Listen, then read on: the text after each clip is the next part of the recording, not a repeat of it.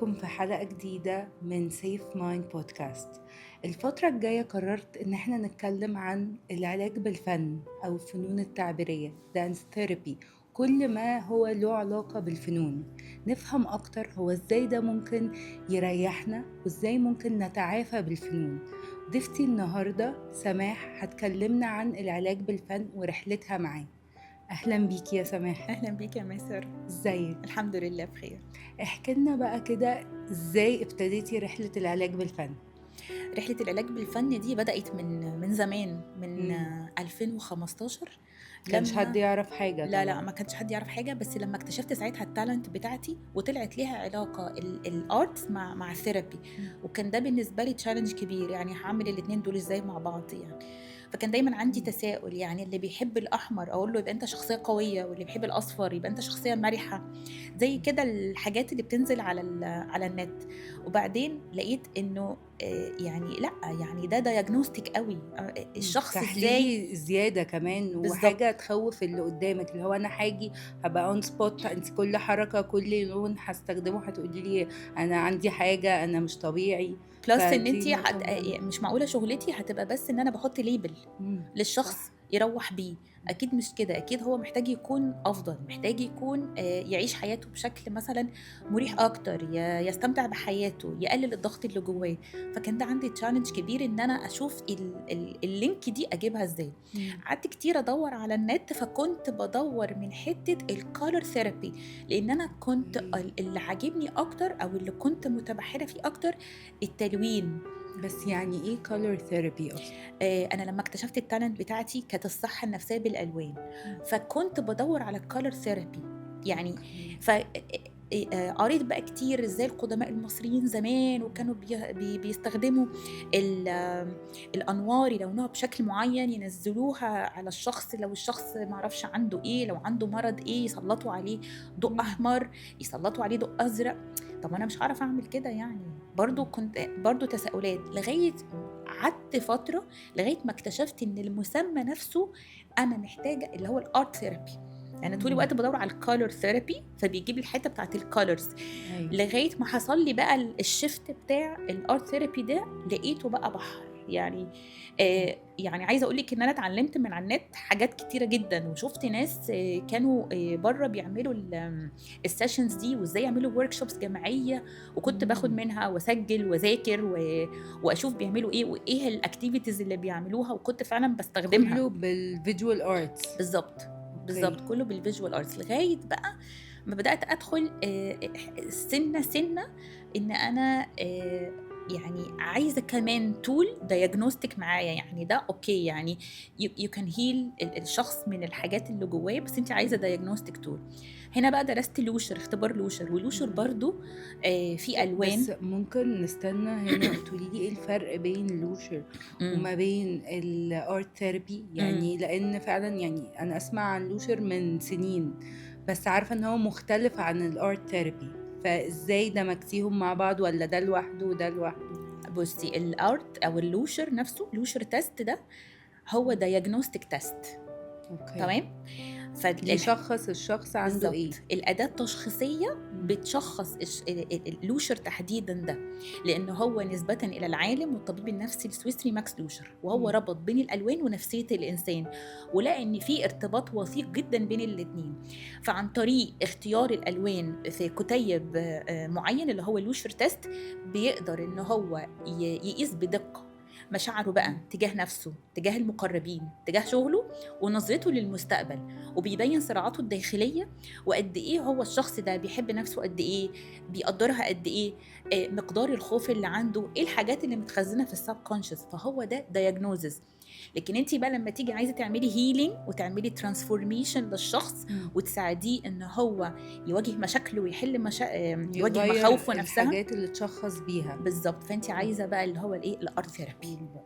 فيدخل هنا مم. بقى الارت ثيرابي كوسيله علاجيه، مش مم. مش دايجنوستيك. فانا عملت ايه، دمجت الاثنين مع بعض. اه.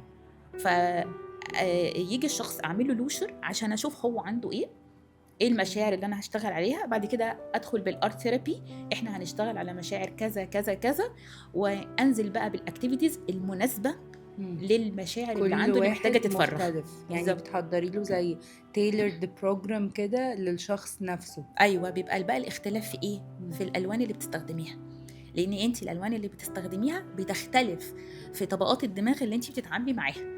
فانت علشان مثلا لو انت حسيتي ان الشخص ده لوشر وراكي ان في صدمه قويه عند الشخص، فانت محتاجه ان انت تتعاملي بشكل هادي، فتختاري الاول الوان الخشب والوان الشمع. ما تقربيش بقى من الووتر كولرز ولا الاكريليك ولا الحاجات دي، لانك لو دخلتي في الحاجات دي ممكن تعملي له تروما زياده. فانت محتاجه تدخلي بشكل سموث كده عشان يبدا يفرغ الدنيا اللي على السطح، لان هو الجسم بيفرغ الحاجه اللي هو جاهز يفرغها، فانت لازم تساعديه. not by force. زي ما انت عايزه حياته تمشي by flow وتساعديه، انت كمان اتعاملي مع الموضوع by flow. يعني تقصدي كده انه للمعالجين ما يحطوش مثلا الوان كل different materials كتيرة جدا، لا، لو حد لسه اول مرة يجي بتقترحي ان الالوان تبقى more rigid او solid اكتر، صح؟ ايوه صح، علشان هنشتغل على مثلا نتعامل مع الكورتكس الاول، الطبقه الخارجيه من الدماغ. فانت محتاجه تدخلي حبه حبه، فبنحط بقى الادوات اللي احنا شايفينها ان هي يعني مش هتدخل عميق كده في طبقات الدماغ. فانت اللي بتعيني بقى بيجي حته انه انا مش هقول لك ايه الحل، او مش هقول لك تهيل ازاي، بس انا هوفر لك الادوات اللي هتخليك دايما في السيف زون. اوكي. فانت هتريليز بس يعني in a safe environment من غير ما يحصل لك كولابس او كده. مين الفئة المستهدفة؟ يعني انا لو حسيت بايه اجيلك؟ بصي، الفئة المستهدفة بالنسبة لي هم طبعا الكبار مش الصغيرين. يعني فوق سن ايه؟ فوق سن 20 الكبار، يعني 20 25 فيما فوق بقى، ايا كان السن اللي بعد كده. ناس بيبقى عندهم عايزين يعيشوا ادوارهم المختلفة في الحياة باستمتاع، يعني عنده مهام شخصية، عنده مهام أسرية، عنده مهام وظيفية هيقوم بيها من غير ما يجي دور على حساب دور. لكن اللي بيخليه بقى يعوقه في الحياة المشاعر اللي متخزنة، اللي هو مش عارف يتعامل معها بالشكل اللوجيك.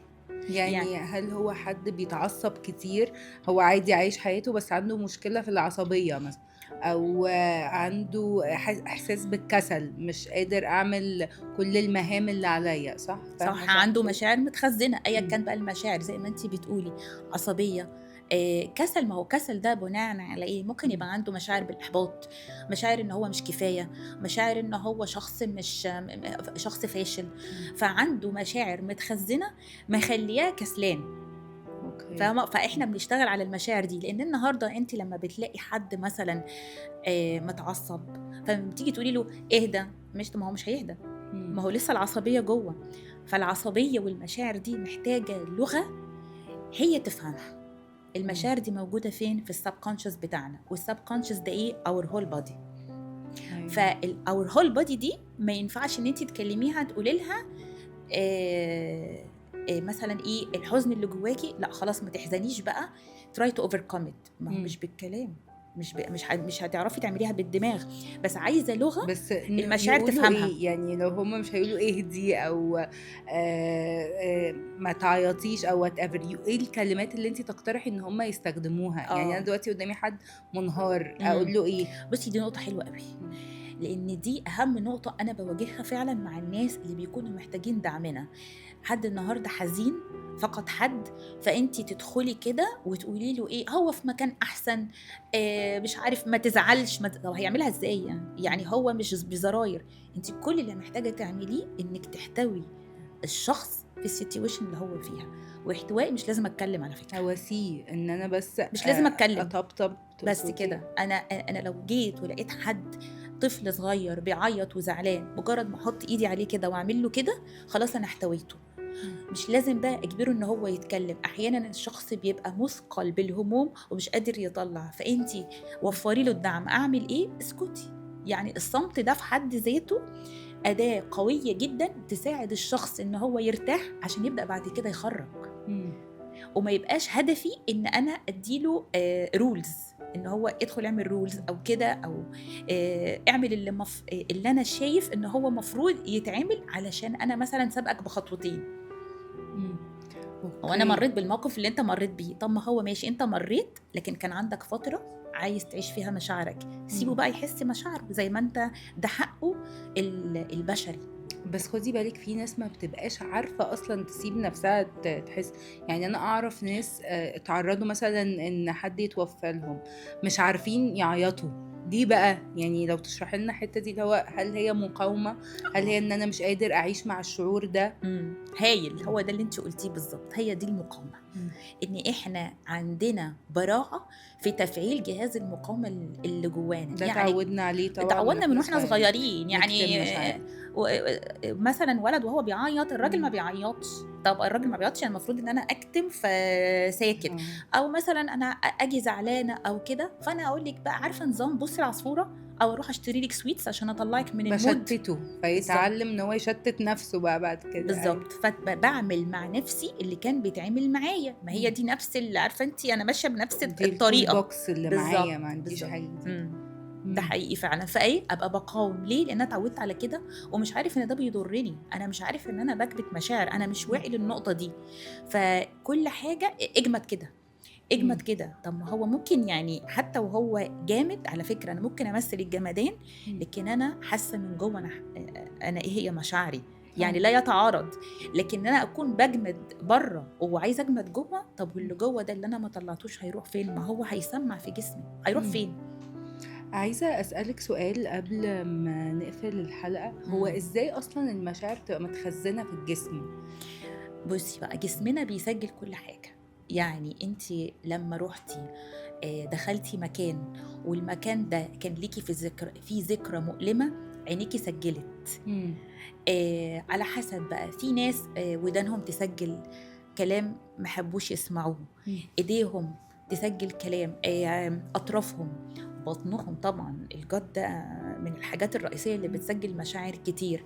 فلما بيحصل مواقف وبيبقى فيه مشاعر، جسمنا هو اللي بيلقط المشاعر، طب جسمنا والعقل بيبقى يعني فريز، اوكي. فريز، طب لو صدمة. هو في فلايت مود مثلا بيبقى اه بيسجل ولا برضو لا؟ لا، هو بيبقى عايز بس ايه، يفايت عشان يخلص من السيتويشن اللي هو فيها. اه.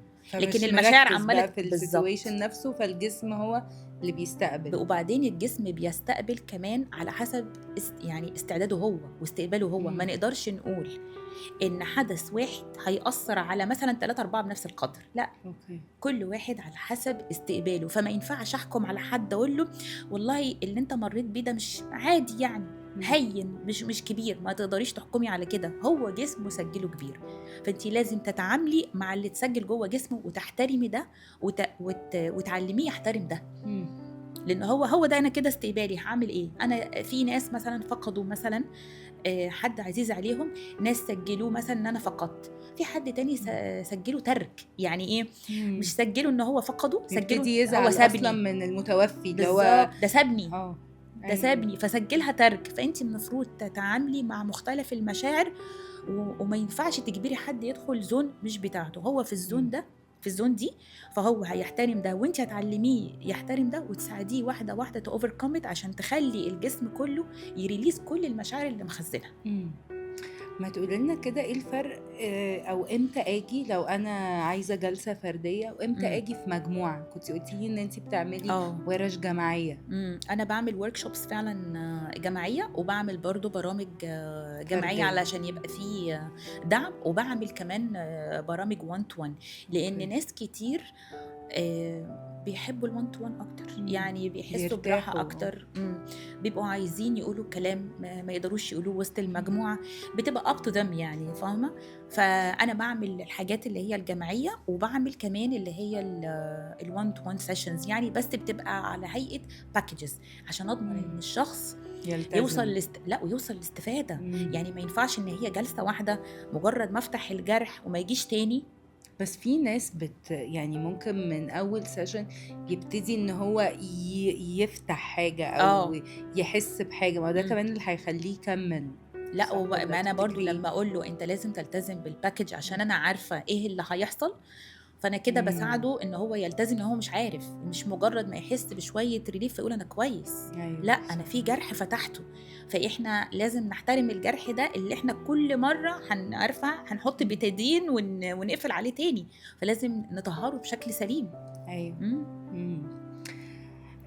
بُصّي، يعني قولي لي أنا كده فهمت صح والّا إيه؟ امم. دلوقتي لو أنا باعاني من فقدان شخص اه. أو باعدّي بمشاعر تقيلة على قلبي، موقف مثلًا كنت في شغل ونقلت شغل جديد أو كنت في بيت امم. ونقلت بيت جديد أو مرحلة امم. ورُحت مرحلة جديدة، أو حاسس إن أنا مجروح، غضبان، أي مشاعر من أي نوع تقيلة، امم. آجي لك، امم. صح؟ صح، صح جدا. وهنا دور الart therapy بيبقى فعّال، لإن أنا باخرّج المشاعر اللي جوايا، مش بس كده ده بابتدي communicate معاه أو أتواصل معاه وأعرف إيه الرسالة، بالظبط. فمن هنا بييجي التغيير، أيوه، صح؟ بالضبط جدًا، وهنا ييجي بقى الshift أو الtransformation. إمم. لكن أنتِ لو لوّنتِ ورسمتِ لوحدِك في البيت، مجرد بيحصل لِك release release بس، لكن أنتِ محتاجة حد يساعدِك توصلي يcontain يحتوي كمان اللي بالضبط. طلع. ويساعدِك إمم. توصلي للtransformation اللي أنتِ عايزة توصلي له، ما أكيد أنتِ عايزة